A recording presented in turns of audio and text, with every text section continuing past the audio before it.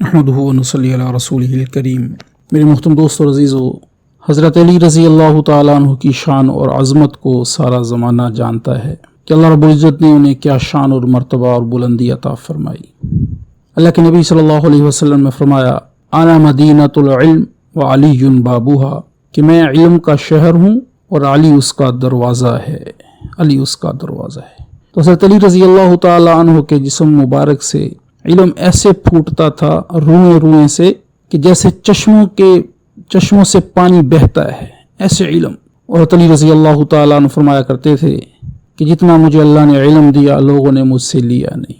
تو حضرت علی رضی اللہ تعالیٰ عنہ فرماتے ہیں کہ نبی کریم صلی اللہ علیہ وسلم نے مجھ سے فرمایا، میں تمہیں 5000 بکریاں دے دوں یا 5 ایسے کلمات سکھا دوں جن سے تمہارا دین اور دنیا دونوں ٹھیک ہو جائیں۔ اللہ اکبر۔ تو حضرت علی رضی اللہ تعالیٰ عنہ فرماتے ہیں کہ میں نے عرض کیا، یا رسول اللہ صلی اللہ علیہ وسلم، 5000 بکریاں تو بہت زیادہ ہیں، لیکن آپ مجھے وہ کلمات ہی سکھا دیں۔ تو حضور صلی اللہ علیہ وسلم نے فرمایا، یہ کہو۔ میرے محترم دوستو، اگر آج کا مسلمان ہوتا تو آپ صلی اللہ علیہ وسلم کو کیا کہتا کہ یا رسول اللہ مجھے 5000 بکریاں ہی دے دیجئے اور 5 کلمات بھی سکھا دیجئے۔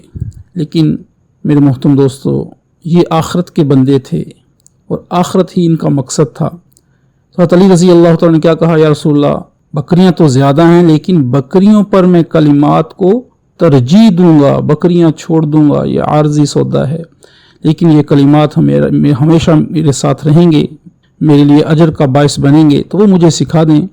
تو آپ علیہ الصلوۃ والسلام نے فرمایا، یہ کہو، اللہم اغفر لی ذنبی ووسع لی خلقی وطیب لی قسمی وقنعنی بما رزقتنی ولا تذہب قلمی الی شیء صرفتہ عنی۔ اے اللہ میرے گناہ معاف فرما، میرا اخلاق وسیع فرما، میری کمائی کو پاک فرما، جو روزی تو نے مجھے عطا فرمائی اس پر مجھے قناعت نصیب فرما، اور جو چیز تو مجھ سے ہٹا لے اس کی طلب مجھ میں باقی نہ رہنے دے۔